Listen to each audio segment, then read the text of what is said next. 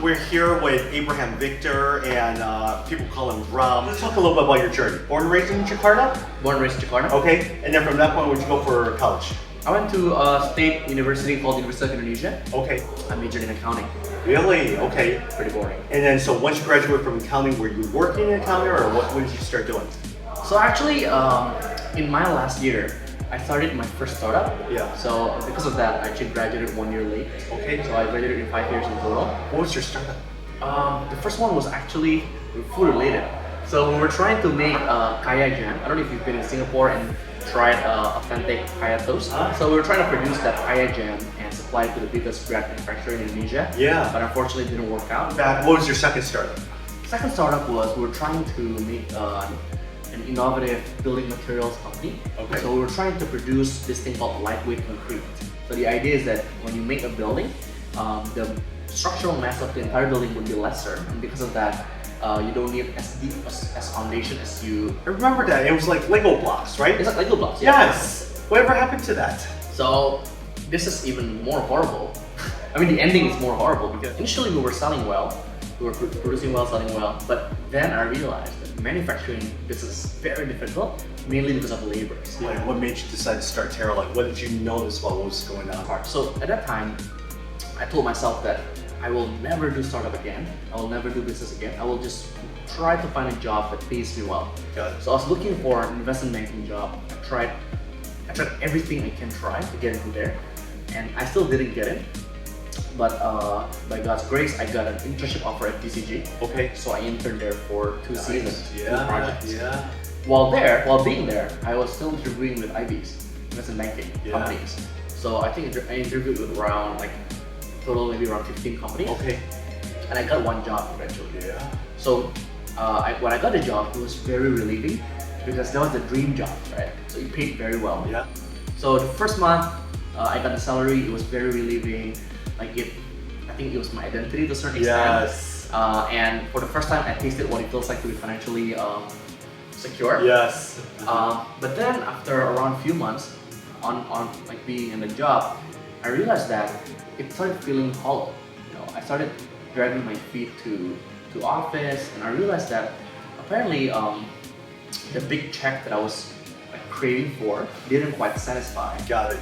So I was quite confused at the time because I was trying all my best to get to investment banking, and while I was there, I found myself realizing that probably this is not what I'm called to do. Yeah. God used that moment to process my heart. So I prayed through it, I asked for guidance, and I realized that actually, if there is any part of my life that I haven't fully surrendered to God, it's actually about work. And I think it pertains to an even further history in my past where my family was suffering from financial crisis. Yeah. And that basically motivated me to be someone that is purely driven by financial success. Got it. And I think I started asking God to purify my heart until eventually I was able to tell God that basically whatever you want me to do, I will do it. Got it. When I finally quit my employer, at that time I didn't even think of doing technology related financial company. So I was thinking of doing lending company. Yeah. In terms of how, I didn't know how. So I quit, and I started the next day I started Terralight, started thinking about it, and it was just you, right? Initially it was just me, but I think God was really leading me to meet with mentors, partners, all of whom I can't imagine. I wouldn't have been able to get to know at all if not for God's arrangement. And that led me into where Terralight is. Yeah. For those who may not know, tell me a little bit about Terralight. What does it do? Yeah. So our company does 2 things. First is we do lending. We do lending focusing on people who are online.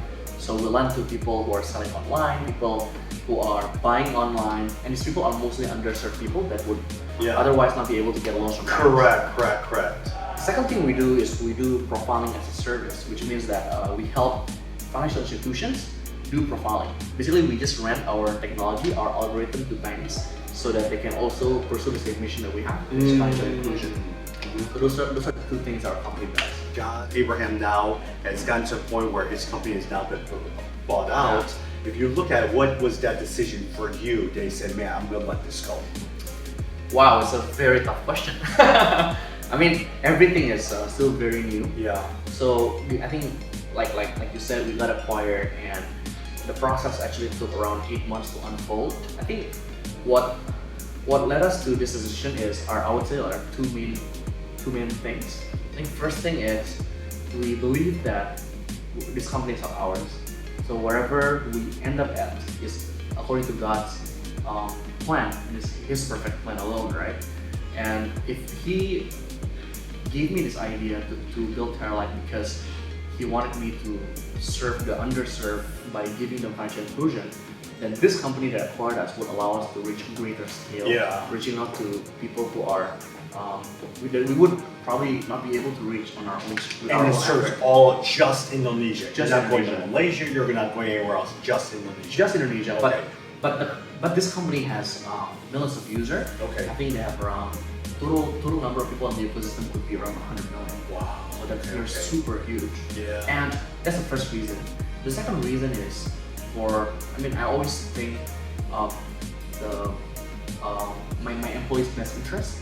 And the one thing that I really want is for every one of them to grow. Wow. Number one, congratulations. Thank you. Thank God. Look. Oh my gosh, it's different. And also, not only are you going through a transition at work, but you recently got married. Yes. And we're talking about it off camera as well too. What are some of the things that being married has taught you, or how have you changed as a person? After I got married, I realized how distorted all my thoughts were. I think I realized all the more of my pride. I realized all the more of my selfishness. I realized that I suck at a lot of little things, and I realized at the same time that I'm so blessed, like being able to marry someone like this person over there. She helped me being a better person in a lot of ways. I think she's a person that always brings forth truth to me in a very gentle way. Yeah. So she never really filters truth out. So if there's any wrong in me, any hard issues in me, she always brings it out in a very gentle way. Yeah. I think it really humbles me, knowing that someone that knows as much truth as her can be humble, can be gentle in bringing things out. As you reflect upon Resource Global and even what we're trying to do, any thoughts? How did that really help impact you in your journey? I think Resource Global has impacted me a lot. So I remember that the first time I was in touch with Resource Global was in a small retreat that you guys held in somewhere outside of Jakarta. Yeah. And until now, one of the sermons is still sticking in my head. One of the sermon was about giving till it hurts. Yeah. And until now, I never forget it. So I think that was the seed. That was the genesis of how of my relationship with Resource Global. And then when the opportunity to join the cohort was opened up, I applied, and thank God I got it. Thanks to you as well, I got in. And I think back then, every week or every 2 weeks, we would have a video call or a call with speakers that are all incredible, world class. Then it ended with a summit. Yeah. I think all of that was a journey that was really not only enriching to the mind, it's also transforming to the heart. I think that's a journey that I really cherish. It's something that's why I want to give back, contribute in any way because it has impacted my life, and this is a movement that I'm very privileged to be a part of. You look back, you see 2 failed startups. You look back and you do all these different things. How did those failures shape you into who you are today? It humbles me to be reminded of my failures. Yeah. I think also these experiences also act as reminders of how God is so sovereign, and God's providence is always upon me. Because at that time when I failed for the second time, it felt like the lowest of the lowest part of my life. It felt like there's no way that I can get anywhere close to where my friends were. But somehow God just carried me, provided for me, opened doors for me, equipped me, strengthened me, and it's all God's work. Until I think honestly, if I look back and look at every single achievements, every single successes, it was all God. It was 0 Bram and 100% Jesus, basically. Yeah. Good. Thank you very much, and thank you everyone for listening to this. Thanks, Bram. Appreciate it.